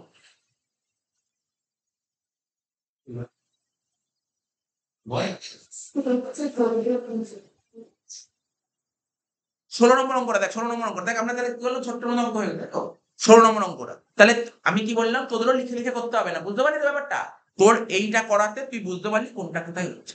16 নম্বরটা দেখ, শোন এই, for the previous year ended 31st March 2024 Mister Tathagata Roy, ঠিক আছে, হ্যাড দ্য ফলোইং ইনকামস। তো কি বলেছে এখানে, কার কার বের করতে বলেছে, এখানে তিনটে, দেখ এখানে তিনটে, রেসিডেন্ট আর non resident, resident but not, আর নন রেসিডেন্ট, তিনটে ঘর হবে, 16 নম্বরটা তিনটে কলম কর, একটা, দুটো, প্রথমে কি লিখবো, আর ও আর, কি লিখলাম বুঝলি, প্রথমে আর ও আর, তারপর এন ও আর, আর একটা এন আর, কে বুঝিস নি ফুল ফর্ম গুলো, এই আর ও আর এর ফুল ফর্ম বল, আর ও আর এর ফুল ফর্ম বল, বলতে তো, আর ও আর, আর মানে কি, ও মানে কি, অর্ডিনারি, আবার আর মানে কি, রেসিডেন্ট এন্ড অর্ডিনারি, বোঝা গেল। এন ও আর মানে নট অর্ডিনারি রেসিডেন্ট, আর এন আর মানে নন রেসিডেন্ট, কি জিনিস। তাহলে এবার এক একটা করে পড়বো, আমি কিন্তু জিজ্ঞাসা করবো কিন্তু, এই তুই ডাক্তারি, তোকে জিজ্ঞাসা করবো কিন্তু আমি, প্রথম পয়েন্ট তোকে জিজ্ঞাসা করবো, তো ভেবে নি, তোকে প্রথম পয়েন্ট জিজ্ঞাসা করবো, ওকে সেকেন্ড জিজ্ঞাসা করবো, ওকে থার্ড জিজ্ঞাসা করবো, ব্যাস হয়ে গেল এরকম, এইভাবেই বলবো, ঠিক আছে। বলতে না পারলে কিন্তু দেখ ভেঙে যাবে। শোন, তোকে জিজ্ঞাসা করছি আমি, মানে বলে দেবো, অসুবিধা হলে জিজ্ঞাসা করবি, কারণ বলতে হবে কিন্তু। বলছে profit earn from from a business in Kerala, এই কেরালা দেশে, তোকে বলতে বলি আমি, ঠিক আছে, বলছে profit earn from a business in Kerala, তাহলে বিজনেসটা তুই কেরালায় করেছিস, বল ইনকাম কোন দেশে জেনারেট হয়েছে, ইনকাম ইন্ডিয়াতে জেনারেট হয়েছে। আমি কি বলেছিলাম, ইনকাম যদি ইন্ডিয়াতে জেনারেট হয় তাহলে এটাকে কি ইনকাম বলে, বল বল বল, বলতে হবে, ইন্ডিয়ান ইনকাম, বাড়িতে পড়ার দরকার নেই, এখানেই শেষ হয়ে যাবে চ্যাপ্টার। ইনকাম যদি ইন্ডিয়াতে জেনারেট হয় তাকে ইন্ডিয়ান ইনকাম বলে, আর ইন্ডিয়ান ইনকাম বলে সবাইকে ট্যাক্স দিতে হয়, ব্যাস, সব কটা করে 40 বসে, বুঝেছিস কি বললাম, এখানে বসেই তোর অঙ্ক শেষ করে দেবো চ্যাপ্টার, 40,000।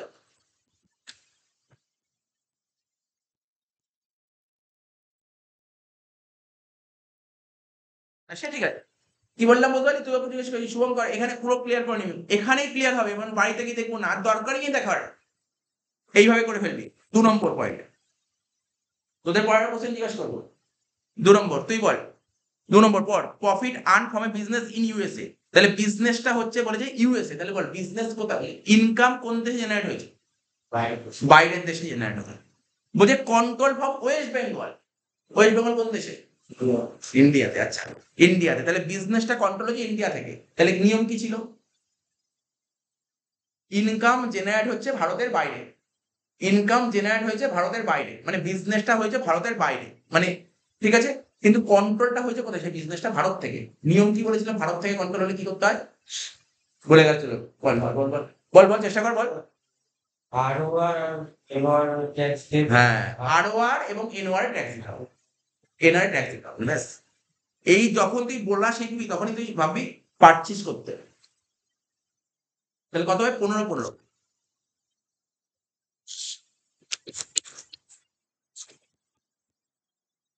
এই চ্যাপ্টারটা কলেজে করায়, কলেজে আমাদের এই চ্যাপ্টারে 10 নম্বর আসে, একদিনে শেষ করে দেবে। একদিন থিওরি পড়ে, একদিন অঙ্ক পড়ে। এবং না করালেও বলি যে 11 এর পরে ফেলতে পড়ার দরকার কি আছে, এত সোজা। প্রতি বছর আমার কলেজে দেয় 10 নম্বরে, প্রতি বছর কলেজে 10 নম্বর। ঠিক আছে, খুব সোজা চ্যাপ্টার, মানে সত্যি সোজা চ্যাপ্টার এটা। এটা সত্যিই খুব সোজা চ্যাপ্টার। মানে কঠিন লাগবে নাকি চ্যাপ্টারটা? কঠিন লাগে নাকি চ্যাপ্টারটা? কঠিন লাগে। আচ্ছা, 3 নম্বর পয়েন্টটা দেখ। বল, তুই বল দেখি। Profit earn from a business in Bangladesh. তা বিজনেসটা বাংলাদেশে এবং কন্ট্রোল হচ্ছে করাচি থেকে। ওখানে মানে কোনখানে? বাংলাদেশে জেনারেট হয়েছে। না না, ভালো করে তুই বুঝিস নি কোশ্চেন, এই জন্য বললাম তড়াড় করলো। ভালো করে বুঝিস নি। দেখ এখানে কি বলেছে, বলেছে profit earn from business in Bangladesh. বিজনেসটা করেছিস মানে মানে তোর ইনকাম জেনারেট হয়েছে ফরেনে, কিন্তু বিজনেসটা কন্ট্রোল হচ্ছে করাচি থেকে। কন্ট্রোল করে গেছে করাচি থেকে। করাচি কোন দেশে পড়ে? করাচি ইন্ডিয়ায়? পাকিস্তানে করাচি। করাচি পাকিস্তানে। ঠিক আছে, করাচি পাকিস্তানে। তার মানে কি হচ্ছে, তাহলে কি আছে? অর্ডিনারিকে ট্যাক্স দিতে হবে। তো অর্ডিনারিকে ট্যাক্স দিতে হবে, অর্ডিনারিকে ট্যাক্স দিতে হবে। কত টাকা? বল টাকাটা কত? 20,000 টাকা। বেশি।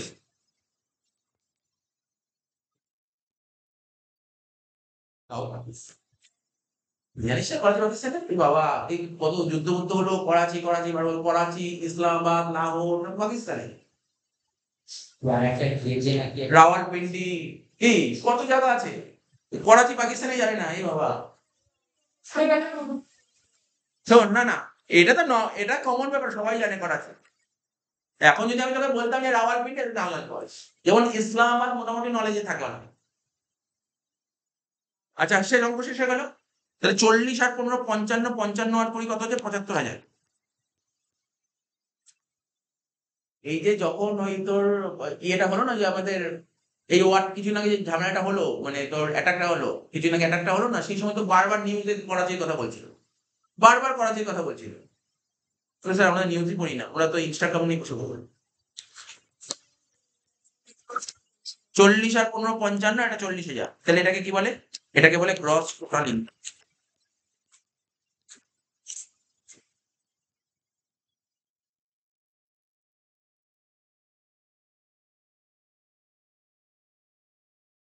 16 নম্বর, বুঝতে পারলি? বুঝতে পারছিস তো? দেখ, জিজ্ঞাসা করবি কিন্তু। 16 নম্বর হয়ে গেল, 17 নম্বর। বল, কঠিন লাগে অঙ্কগুলো? ঠিক আছে তো?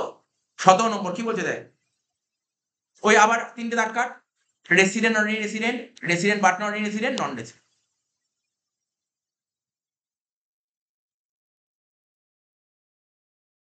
ছোট ছোট দাগেই হয়ে যাবে, বুঝতে পারলি তো? R war,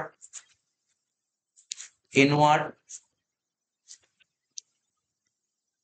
R N R.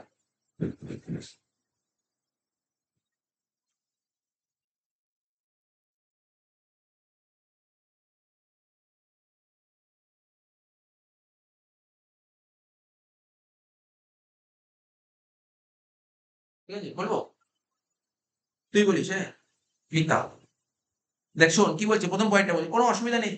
মানে বলার চেষ্টা করবি, যদি বুঝতে না পারিস বলবি আমি বুঝতে পারছি না, আমি বোঝাবো সেই জায়গাটা, ধরে বোঝাবো। আর যতক্ষণ না বলবি যে বুঝতে পারছি না, আমি কি করে বুঝবো বুঝতে পারছিস না? এটা বলতে হবে। প্রথম পয়েন্টটা পড়ছি, হ্যাঁ? বলছে dividend receive from Indian company. এবার একটা Indian company, tata company, Reliance company, এগুলো ইন্ডিয়ান কোম্পানি। তো তুই ইন্ডিয়ান কোম্পানিতে ডিভিডেন্ড পাচ্ছিস, বল দেখি এটা ইনকামটা কোন দেশে জেনারেট হয়েছে, ভারতে নাকি বিদেশে? ইন্ডিয়াতে জেনারেট হচ্ছে। And credited to his account outside India. কিন্তু টাকাটা জমা পড়েছে কোথায়? ভারতের বাইরে। তাহলে রিসিভ হয়েছে ভারতের বাইরে। তাহলে ইনকাম জেনারেট হয়েছে কোন দেশে? ভারতে। তাহলে কি ইনকামটা? Indian income, foreign income? Indian income. Indian income হলে সবাইকে ট্যাক্স দিতে হবে। সব কটা করে 10, 10, 10। কি ডাউট হলো? আরে কোশ্চেনটা কি, এটাকে আমি বললাম কি, ইনকামটা জেনারেট কোন দেশে হয়েছে? ইনকাম তো ইন্ডিয়ায় জেনারেট হয়েছে, আর ইন্ডিয়া জেনারেট হতে ইন্ডিয়ান ইনকাম বলে, তাই সবকটা আমার ট্যাক্স বসবে। 10 1 নম্বর পয়েন্ট। 2 নম্বরটা বল বল। Interest from deposit with an Indian company receive in USA, মানে মানে বুঝতে পেরেছিস তো? তুই তো নিশ্চয়ই বুঝতে পারবি। Interest from deposit with an Indian company, মানে ধর কোনো একজন মানুষ ইন্ডিয়ান কোম্পানি মানে ধর টাটা কোম্পানিতে টাকা ডিপোজিট করেছে, ডিপোজিট করে সেখান থেকে ইন্টারেস্ট পাবে। তাহলে প্রশ্ন হলো কেউ যদি টাটা কোম্পানিতে ডিপোজিট করে, করে যে ইন্টারেস্টটা পাচ্ছে সেটা সেটার ইন্টারেস্টের টাকাটাও যে কোনো দেশে পেতে পারে, কিন্তু ব্যাপারটা হচ্ছে ইনকামটা কোন দেশে জেনারেট হয়েছে, পাহাড় একটা টাটা কোম্পানি কোন দেশে, ইন্ডিয়াটা মানে ইনকামটা ইন্ডিয়াতে জেনারেট হচ্ছে। আমি আর পড়লামই না, আমার পড়ার দরকারই নেই। ইনকাম ইন্ডিয়া জেনারেট হয়েছে মানে ইন্ডিয়ান ইনকাম, সব কটা করে ট্যাক্স বসে যাবে, সব কটা করে 15,000 টাকা বসে যাবে। বুঝতে পারলি কি বুঝতে পারলি না? যখনই অঙ্ক করবি এই টাইপের অঙ্ক তুই দেখে নিবি, যদি ইনকাম যদি যদি ইন্ডিয়ান ইনকাম হয় সব কটা করে ট্যাক্স, ব্যাস। 15,000 15,000 15,000, 3 নম্বর পয়েন্ট। শোন কি বলছে, royalty from books, royalty from books publish in India, এই লাইনটা মানে রয়্যালিটি মানে জানিস? আচ্ছা তোরা রয়্যালিটি মানে জানিস? রয়্যালিটি মানে, হ্যাঁ হ্যাঁ, না রয়্যালিটি মানে কি বলতো, এই যে তোরা যে বই পড়ছিস কস্ট ট্যাক্সের বই,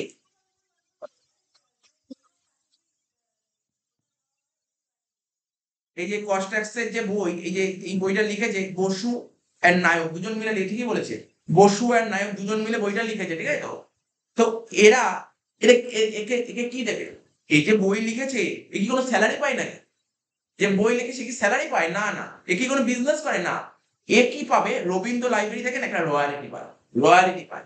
রয়্যালিটি মানে এই যে বই লিখলে না লেখকদের সম্মান দেওয়া হয়, এটাকে রয়্যালিটি বলে, ঠিক আছে তো? তো রয়্যালিটি একটা ইনকাম, বোঝা গেল?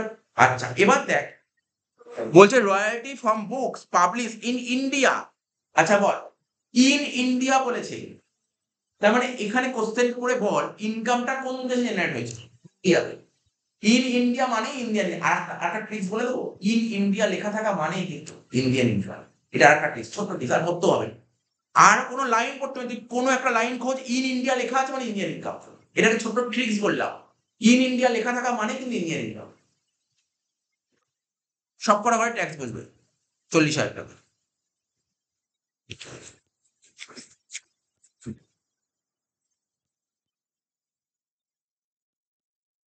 4 নম্বর বলছে interest on deposit from a bank situated outside India, বল চারেরটা কি হবে? আইডিয়া কর, কোয়েল বল দেখি, কোয়েল বল দেখি। এটা ফরেনার ইনকাম, এটা খালি অর্ডিনারি সুদের ট্যাক্স। এখানে বলেছে যে interest on deposit from a bank outside India, তার মানে তুই ফরেনে ফরেনে ফরেনে কোনো ব্যাংকে টাকা জমা করে সেখানে ইন্টারেস্ট পাচ্ছিস, তাই তো? তার মানে ইনকাম জেনারেট হচ্ছে ফরেনে। রিসিপ্টের কথা কিছু বলেনি, কোথায় রিসিপ্ট হয়েছে, তাহলে ধরেই নিচ্ছি রিসিপ্ট ফরেনেই হয়েছে। জেনারেলি কাজ পয়েন্ট মানে রিসিপ্ট ফরেনেই হয়েছে, তাহলে এটা তো ফরেন ইনকাম, আর ফরেন ইনকাম হলে শুধুমাত্র অর্ডিনারিকে ট্যাক্স দিতে হয়। তো অর্ডিনারি ঘরে 20,000 টাকা অসীম, চারেরটা 20,000 টাকা অর্ডিনারি ঘরে। 5 স্কুলে করে কি চ্যাপ্টারটা লিখে লিখে করে জেনে সব। আর লিখে কি হবে? লিখে তো আর মানে আমি কেন লিখলাম না? লিখলে তো সময় নষ্ট হবে, কারণ আমার তো পরীক্ষায় তো। স্যার হ্যাঁ হ্যাঁ। আরে ওরা তো, ওরা কি পড়ায়? আরে কাউকে ছোট বড় না, ওরা কি পড়ায়? ওরা তো শুধু স্কুল লেভেলের পড়া পড়ায়। আমরা কলেজে যত বিকম অনার্স এর অঙ্ক হয় না, এই যে আমি 3টে লাইন লিখলাম ওর বাইরে লিখে থাকে, আসবেই না, ও 3টে লাইনের বাইরে আসবেই, কলেজে আসে না। কিন্তু 11 তো আর কিছু, 11 তো দূরের কথা। কোনটা? চারটা পড়া থেকে দুদিন বই দেন। দিদির বই তো, দিদিকে তো কোনো বই কেনেনি, আমাকে তোমার আমার যে স্টাডি ম্যাটেরিয়াল সেই স্টাডি ম্যাটেরিয়াল দিয়েছে। আচ্ছা দেখ, লাস্ট পয়েন্ট নাকি আরো কিছু আছে? তোর ইন্টারেস্ট অন ডিপোজিট হয়ে গেল, তা 5-এরটা rent from a property in Kolkata receive in Canada. বল এটা বল, এটা সোজা কোশ্চেন। বলছে এই দেখ এদিক শোন, আমি কোশ্চেন করলাম, তোকে বললাম বলতে কি এক কথায় বল অ্যান্সার। ordinary এটা না অত কিছু বলতে হবে না, এটা কি ইন্ডিয়ান ইনকাম না ফরেন ইনকাম বল। ইন্ডিয়ান ইনকাম জানি, আমি একটা ট্রিক্স বলো কি করে আমি বুঝলাম, আমি এটা করিনি। এ দেখেন কি লেখা আছে, ইন কলকাতা, দেখিস তো কি লেখা আছে, ইন কলকাতা। ইন কলকাতা আমি বললাম ট্রিক্স বললাম না, ইন ইন্ডিয়া মানে ইন্ডিয়ান ইনকাম, ইন ইন্ডিয়া মানে ইন কলকাতা। আরে কলকাতা কোথায় যায়? ইন্ডিয়ার মধ্যে। ইন কলকাতা, তারপর ইন রাঁচি, ইন বোম্বে, সব তো ইন্ডিয়ান ইনকাম। ব্যাপারটা বুঝলি, এটা ইন্ডিয়ান ইনকাম, সব কটা করে ট্যাক্স বল, 60,000 টাকা করে।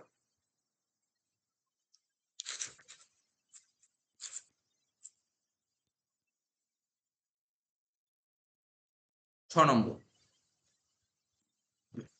কি বলেছে,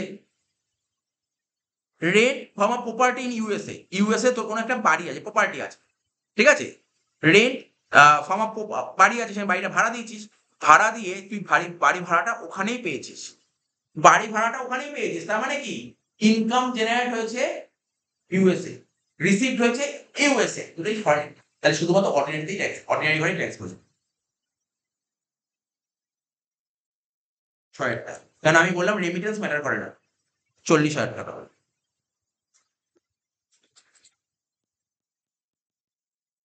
এটাই যদি তুই যখন কলেজে পড়বি এই লাইনগুলো লেখা করে লিখবি, কিন্তু এই লেখা করে লিখতে হবে।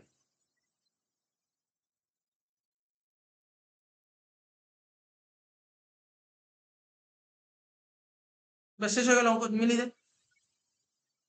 আমি একদম পুরো মানে এই যে এই সিলেবাসটার পুরো বিরুদ্ধে। এই সিলেবাস খুব বাজে সিলেবাস, এই এমসিকিউ সিলেবাস খুব বাজে সিলেবাস। এমসিকিউ না হয় যে লং কোশ্চেন হতো খুব ভালো হতো, মানে শিখতে পারতো আরো বেশি। এমসিকিউ হওয়াতে তো সেকেন্ড সেমিস্টার প্রচুর সমস্যা হয়। যোগ কর 10, 15, 25, 25 আর 40, 65, 65 আর 20, 85, 85 আর 1,00,000, মানে 1,85,000।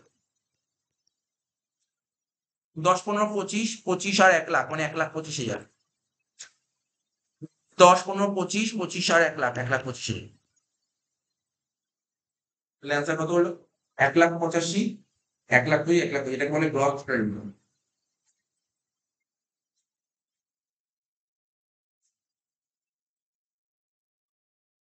এটাকে বলা হয় গ্রস টোটাল ইনকাম।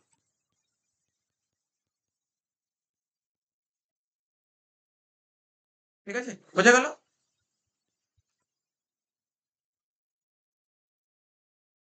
এবার 18 নম্বর, 18 নম্বর অঙ্কটা কি বলেছে, resident and ordinary resident, resident but not resident, non resident. বুঝতে পারছিস? চল লাভ কাট।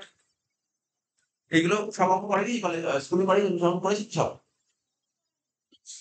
সব করা তো একটা স্কুলে অত হয় না। ওইটুকু তো সময়, তার মধ্যে সবাই কেয়ার করতে এবং দেখতে ওদের চুপ করতে করতে তাতে টাইম চলে যাচ্ছে। কত নম্বর? 18 নম্বর, তাই তো? আর তার মধ্যে স্কুলে তো লিখে লিখে করেছে, তাই না?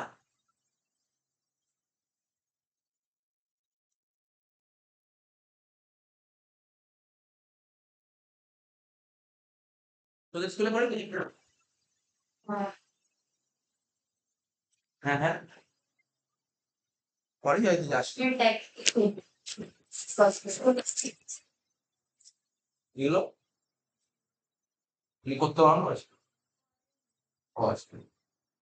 আর ও আর, তারপর এনও আর, আর একটা এন আর। সেকেন্ড সেমিস্টার স্যালারি আছে, স্যালারিটা 60টা মতন অঙ্ক আছে। আমি ক্লাসে বসি 60টা অঙ্ক করো, ক্লাসেই 60টা অঙ্ক করো, ক্লাসে বসি 60টা, মানে একটা ক্লাস 60টা অঙ্ক হয়, মানে 60 খানার মতো অঙ্ক করো। মানে মানে স্যালারি বলে একটা চ্যাপ্টার আছে, চ্যাপ্টারটা একটু বড় চ্যাপ্টার, বুঝিস তো, খুব বড় চ্যাপ্টার।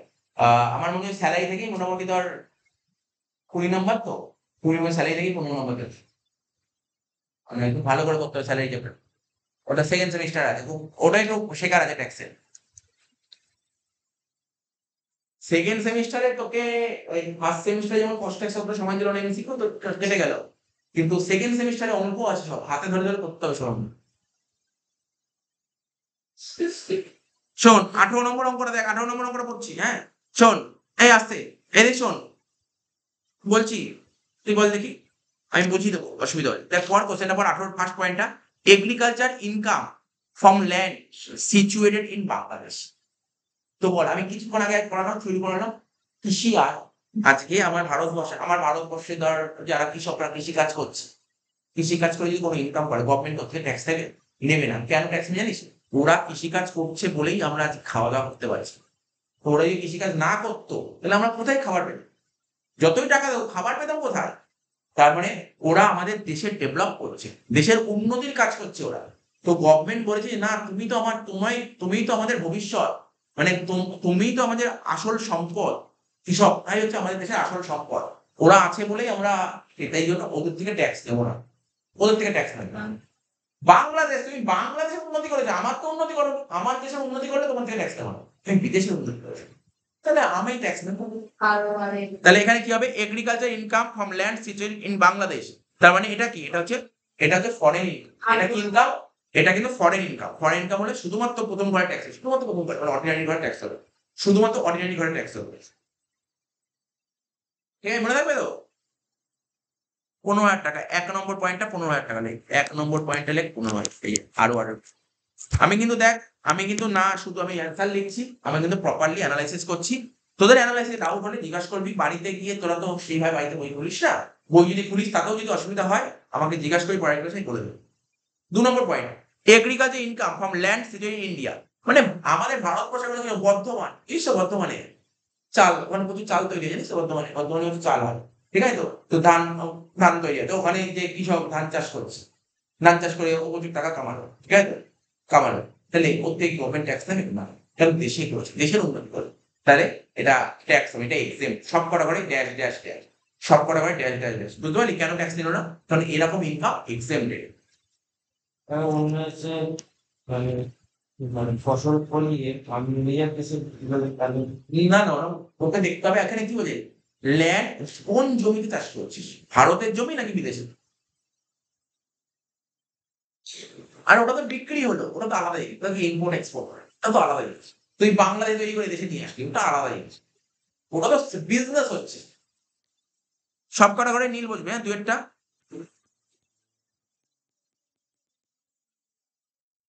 তিনেরটা সব কটা ট্যাক্স বলছে। Income for salary in India, এটা ইন্ডিয়ান ইনকাম, এটা তো ইন্ডিয়ান ইনকাম।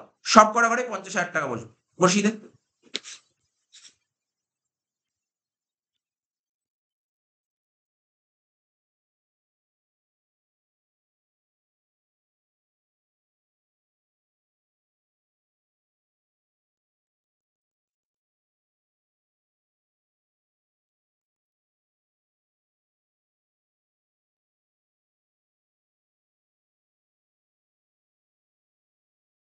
চার নম্বর কি বলে দেখি,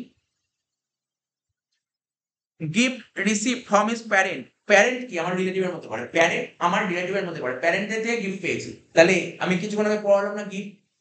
গিফট যদি রিলেটিভের থেকে পাও তাহলে কি গভর্নমেন্ট ট্যাক্স নেবে না? গভর্নমেন্ট ট্যাক্স নেয় না। তাহলে সব কটা করে নীল নীল নীল।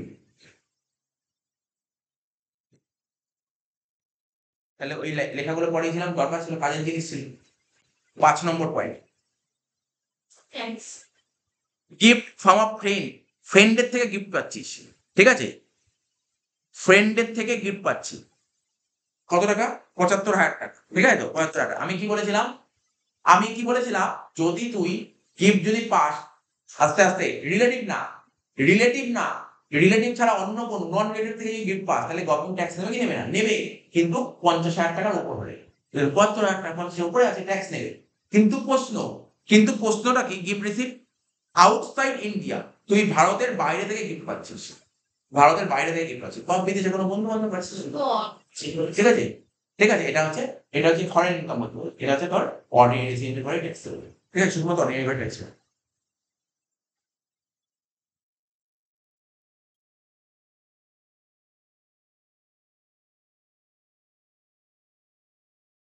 কত টাকা? 75,000 টাকা অর্ডিনারি করে, ব্যাস শেষ।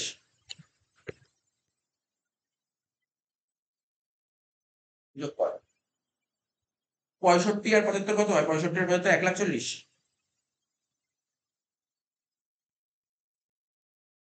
এটা 50,000, এটাও 50,000। এটাকে বলে গ্রস টোটাল ইনকাম, শেষ হলো।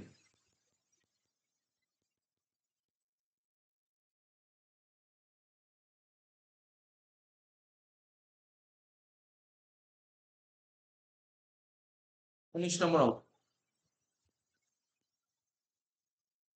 কি বলছে 19 নম্বর অঙ্ক দেখ ওই একই কথা বলেছে if he is a resident আর একটা নট অর্ডিনারি রেসিডেন্ট। এদিক শোনা এই কোশ্চেনটা পড়ে দিচ্ছি বলছে 19টা বলছে for the previous year ended 31 March 2024 Mister Bijan Dhar had the following income. চারটি ইনকাম বলেছে বলছে তোকে নট অর্ডিনারি রেসিডেন্ট করতে বলেছে আর একটা শুধু রেসিডেন্ট। শুধু রেসিডেন্ট মানে কোন রেসিডেন্ট? এই শুধু রেসিডেন্ট মানে কোন রেসিডেন্ট? শুধু resident and ordinary resident and ordinary. শুধু রেসিডেন্ট মানে অর্ডিনারি রেসিডেন্টকে বোঝায়। তাহলে দুটো ঘর হবে এখানে, কিন্তু দুটো ঘর হবে এখানে, কিন্তু দুটো ঘর হবে।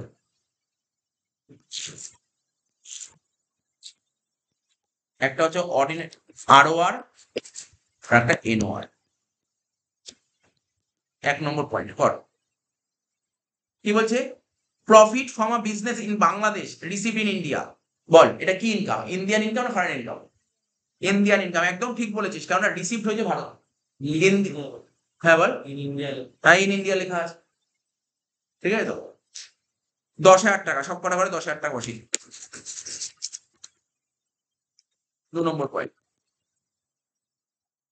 কি বলেছে profit from a business in Bangladesh control from India and received in Bangladesh.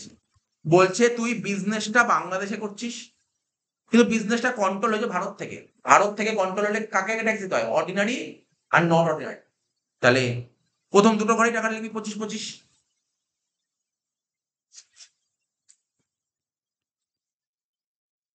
এই অঙ্কগুলো করাতে তুই কি হলো থিওরিটা মুখস্থ হয়ে গেল না? থিওরিটা পুরো মুখস্থ হয়ে গেল এতগুলো অঙ্ক করার পর। 3 নম্বর পয়েন্ট বল profit from a business in Bangladesh. বাংলাদেশে বিজনেস করছিস এন্ড রিসিভ দেয়ার, এবং টাকাটাও রিসিভ সেই দেশে। Business is control from, business is not control from India. তাহলে শুধু অর্ডিনারি ঘরে ট্যাক্স হবে, শুধু অর্ডিনারি ঘরে ট্যাক্স হবে। কারণটা বুঝতে পেরেছিস? এই আগেরটা বলছিল বিজনেস কন্ট্রোল হচ্ছে ভারত থেকে, এখানে বলছে কন্ট্রোল ভারত থেকে হয়নি, তাহলে অর্ডিনারি কি ট্যাক্স দেয় শুধু। তাহলে কি হবে? কত টাকা এটা? 20,000 টাকা।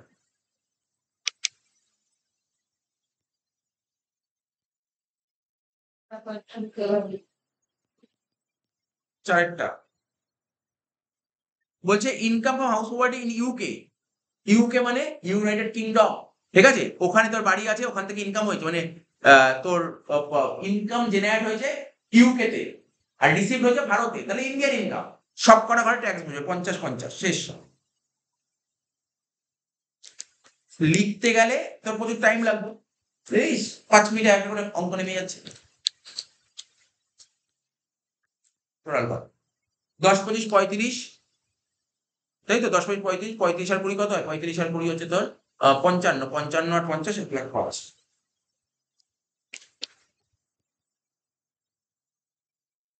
এটা কত?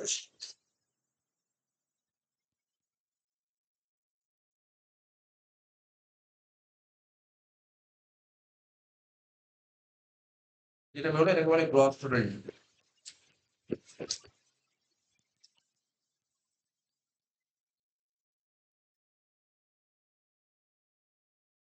লাস্ট শেষ তাহলে, এটা করলে চ্যাপ্টার শেষ।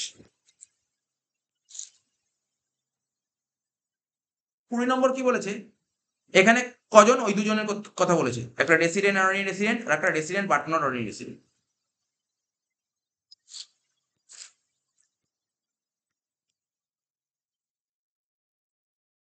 ROR আর একটা NOR। 1 নম্বর পয়েন্ট আমি এখনো পর্যন্ত যতগুলো অঙ্ক করালাম, মানে আজকে একটা অঙ্ক কঠিন লাগলো না, সবাই অঙ্ক একই রকম। বলছে income from agriculture in Nepal. বল এটা কি হবে? নেপালে এগ্রিকালচার করছিস তো, ফরেনে করছিস, তাহলে ট্যাক্স নেবে গভর্নমেন্ট, ঠিক আছে? তাহলে কোন ঘরে ট্যাক্স হবে এটা? শুধুমাত্র অর্ডিনারি, শুধুমাত্র অর্ডিনারি ঘরে ট্যাক্স হবে। অর্ডিনারি, অর্ডিনারি ঘরে 15,000 টাকা লেগে। 2 নম্বর income from business in Singapore and control from India. India থেকে কন্ট্রোল হয়েছে, তাহলে অর্ডিনারি আর নট অর্ডিনারি দুটো করে ট্যাক্স বসবে। 12-12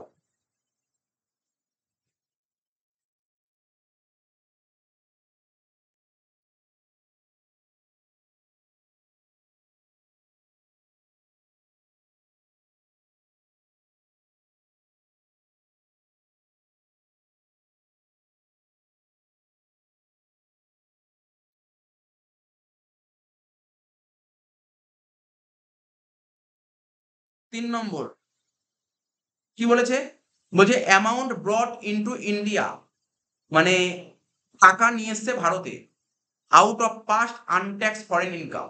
ঠিক আছে, পাস্ট আনট্যাক্স ফরেন ইনকাম, ফরেনে তুই 40,000 টাকা কামিয়েছিলি, পাস্টে মানে অতীতে 40,000 টাকা ফরেনে কামিয়েছিলি, যেই টাকার উপর তুই ট্যাক্স দিসনি সেই টাকাটা ভারতে নিয়ে এসছিস, সেই টাকাটা তুই ভারতে নিয়ে এসছিস। ঠিক আছে, বলছে amount ব্রট into India out of past foreign income. ঠিক আছে, এর উপর গভর্নমেন্ট, এর উপর ট্যাক্স দিতে হবে, এর উপর ট্যাক্স দিতে হবে।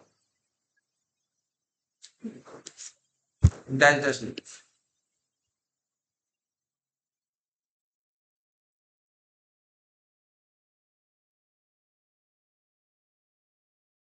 Last point 4 number, dividend received in London from an American company, তার মানে ইনকাম জেনারেট হয়েছে ফরেনে, যার মধ্যে 5,000 টাকা রিমিট করেছিস, যার মধ্যে তুই 5,000 টাকা রিমিট করেছিস।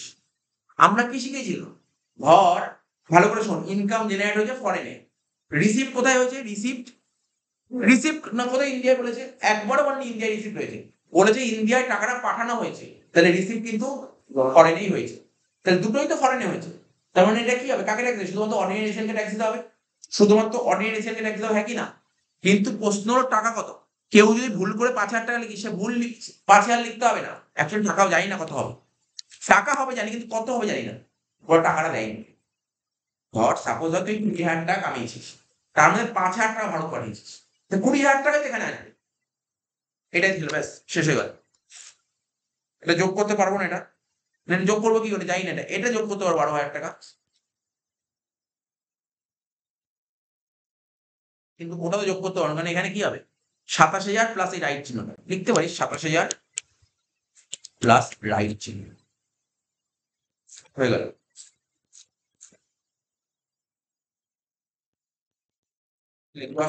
হয়ে গেল, দেখতে পারিস দুই চক্রটা।